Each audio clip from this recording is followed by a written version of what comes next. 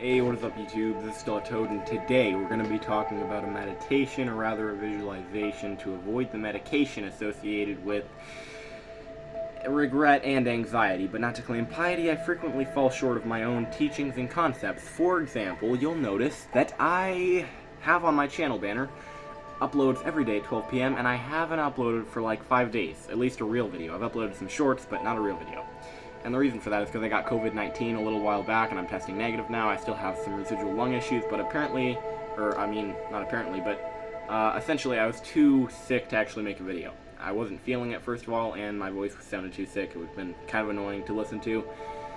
Anyway, so, yeah. This meditation, or visualization, that is there to help alleviate, but not actually alleviate, but permanently reduce anxiety and regret. What is it? Well, first of all, find a relaxing position. You can be anywhere. I'm going to share it works, okay? You're going to close your eyes. Now you can't see anything. You can see black. But you can't see any detail. You can't see any depth. And that's because this space is infinite. And if it's not, you're going to imagine that it's infinite, okay? Now, an infinite space has infinite energy within it, has infinite within it. Otherwise, it's nothing. And there's no difference between nothing and infinite, but this is going to be something that's infinite. Okay? So, what it's going to be is water.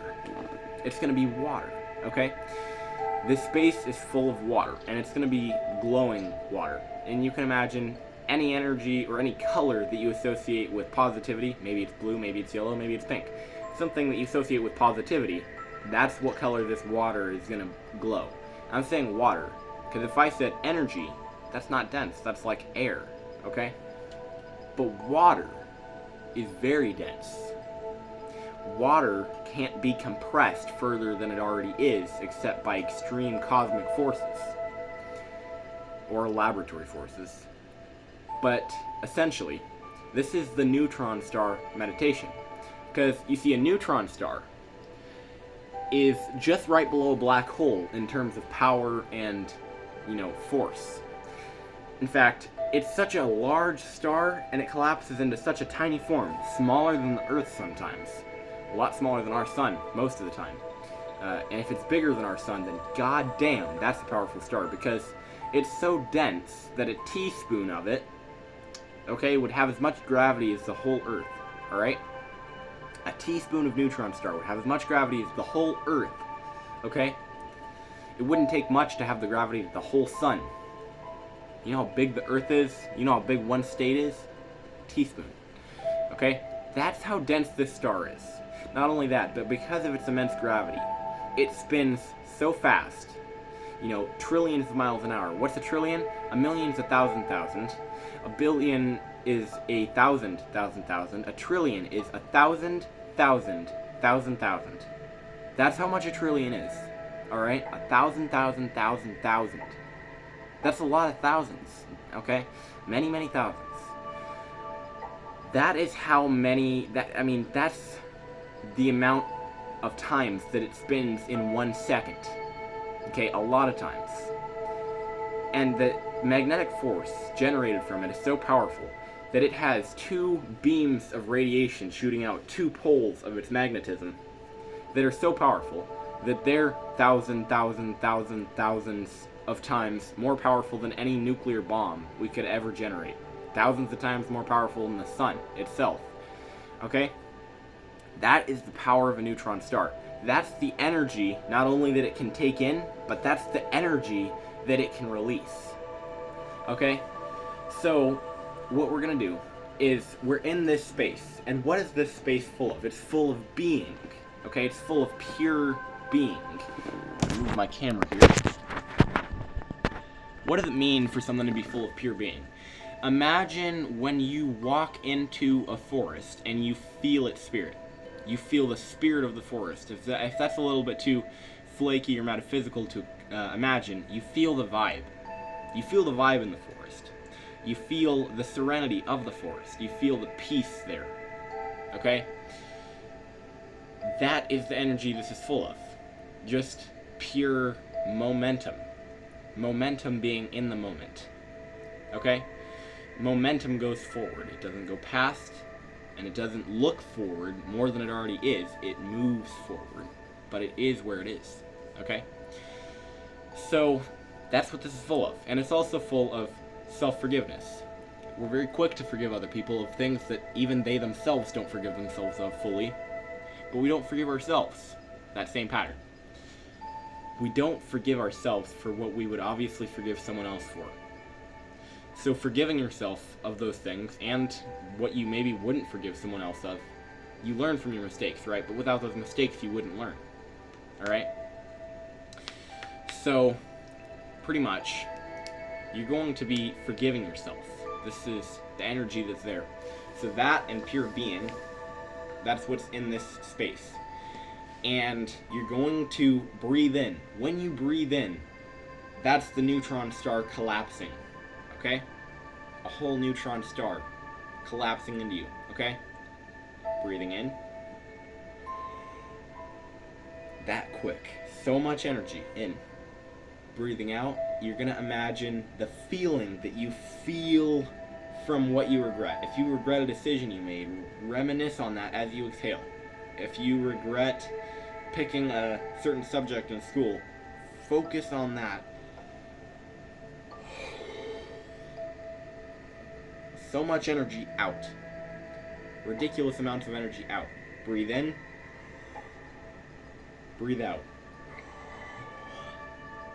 Breathe in. Breathe out. All that energy circulating. More powerful than anything you could ever even comprehend. That's the amount of energy that you're taking in. 20 breaths is what you're going to do. 20 breaths of purifying yourself. Clearing the mind and getting focused into this vibe that you're in now. The next thing is that you're going to start spinning. I told you a neutron star spins trillions of times per second. Okay? You're going to start spinning.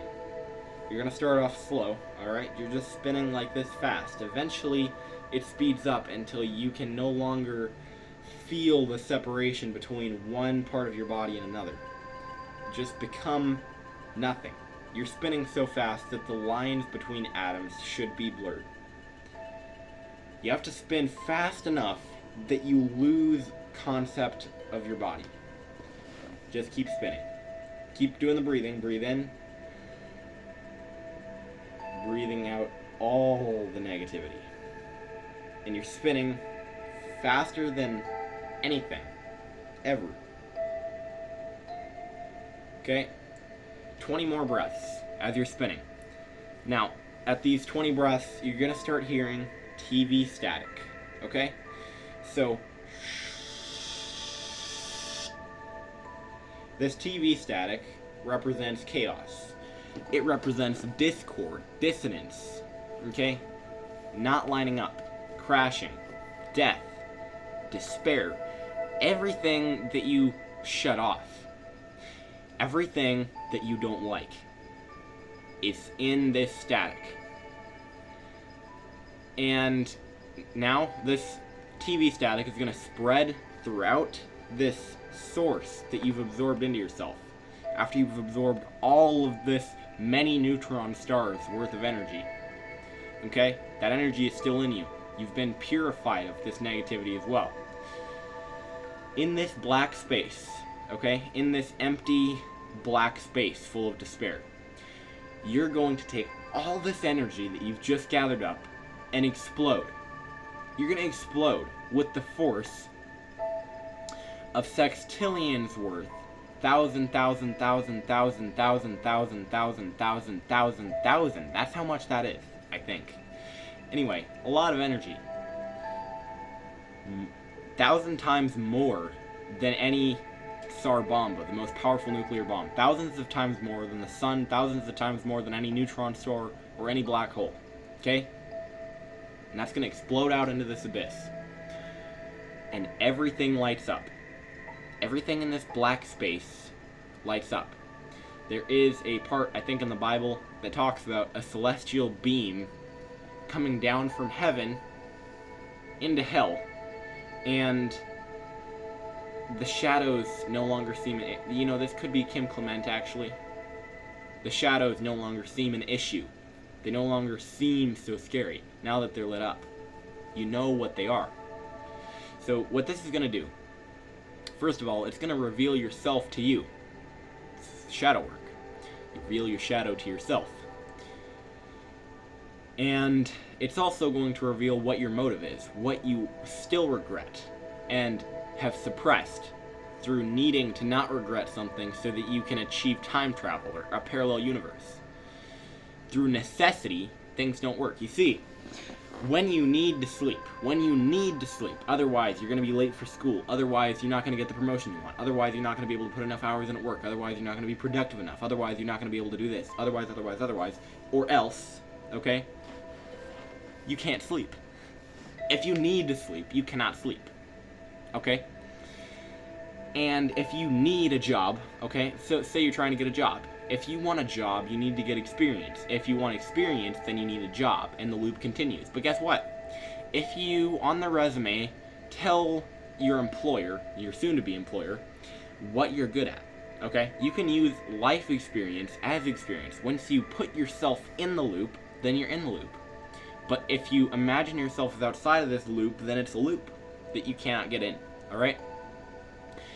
But when you take your instructing experience, maybe at a martial arts school, and you say that you have teaching experience, leadership skills, and all that, and you can vagify it, make it more vague, that changes things. That puts you in the loop, because now you have experience, okay? You give yourself experience.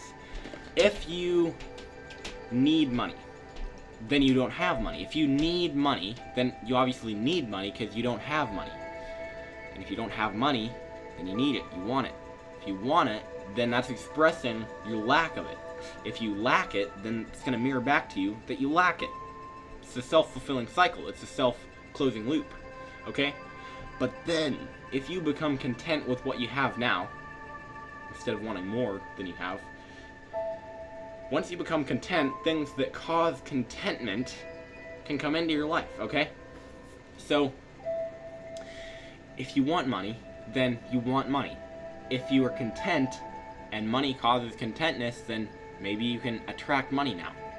But if you want to attract money and you're using this as a facade, then there's hidden intentions or hidden motives. So how do you stop wanting something? It's not that easy. No, it's not that easy. In fact, it's much easier for me to say you have to stop wanting things in order to actually achieve them, because the universe is counterintuitive. It's much easier for me to say that than it is for that to actually, be a reality for anybody. But it is the reality, okay? Or it's at least the experiential reality. Things are counterintuitive. Think about it, I think I already gave the sleep analogy, but it's a pretty good analogy.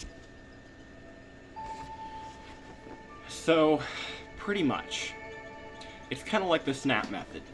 When you snap your fingers, but before you snap your fingers, you're gonna snap your fingers, right? You're thinking, I'm gonna snap, okay? You don't know when it's gonna happen. The pressure could make your fingers slide at any moment. It happens at any moment.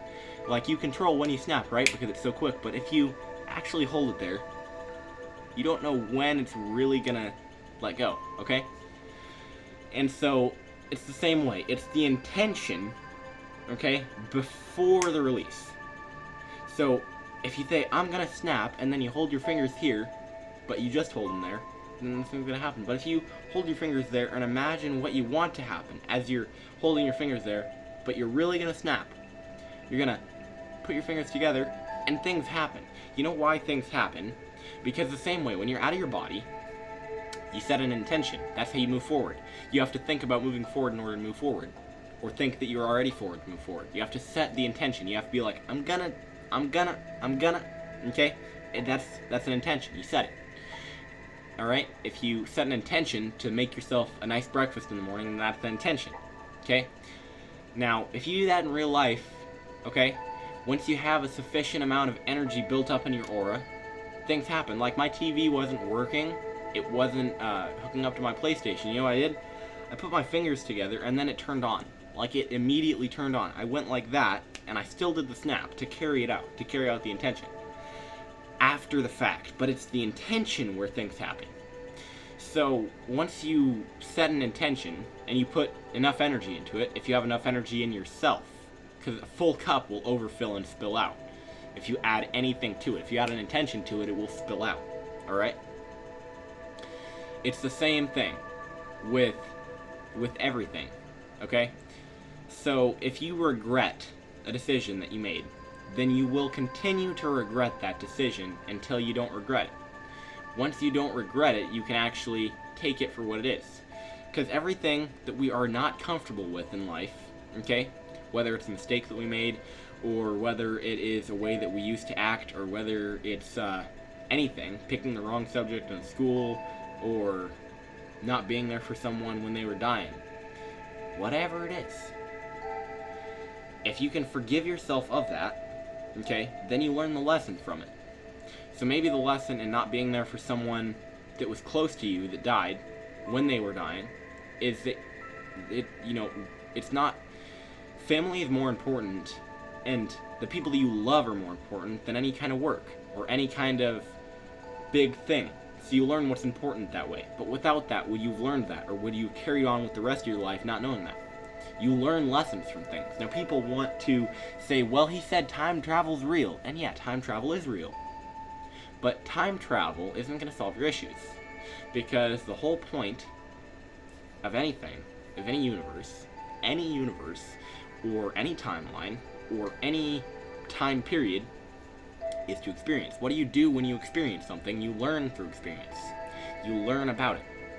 And if you try to prevent yourself from learning a lesson that you know now, then you're not going to learn it if you go back in time. The thing with going back in time is that you can only do it when you don't need it. If you need to sleep, you can't. If you need to time travel, you can't. If you don't need to time travel, then it's a whimsical thing. You can do it whenever you want. And if you don't need to sleep, you can take a nap just fine. It works like that, okay? So, yeah, essentially, if you need something or if you long for something, then that's just a state of lack. Now that seems like some new age bullshit, and to some extent it is, because there's lots of people that get on the internet and just puke up and regurgitate what they hear from other people. But essentially, you know why they're a good thing? Those people are a good thing that regurgitate what they hear from other spiritualists, is because they plant seeds this way. Eventually they're going to actually understand the meaning to their own lesson that they teach other people. But the feeling is, or the thing is, that once they say that, they plant seeds, the seed that they have in other people's mind. Now perhaps it's haphazard. If you plant the seeds of religion in multiple people's minds before they grow in your own, you could plant a weed. Now, you can plant a weed, you can plant a flower. But when people say these things without understanding them, they cause problems. Because obviously they cause problems. They can't really explain the vibe to someone else because they themselves don't have the vibe. They just have the concept. To someone who has the vibe, they have to be extremely eloquent to describe the vibe to someone else. So things are difficult like that. But yeah, that's a state of lack. If you really long for something, you're gonna attract more of that same lack that you have there, and you have to let go of that in order to pretty much get anywhere. You have to put yourself inside the loop in order to get inside of it. Same way with setting an intention. You have to, it's right there. Right there. That's when it happens. That's when anything happens. Alright? But essentially, I hope you enjoyed this meditation. I hope you enjoyed this video. Leave a like, subscribe, comment, and share. Goodbye.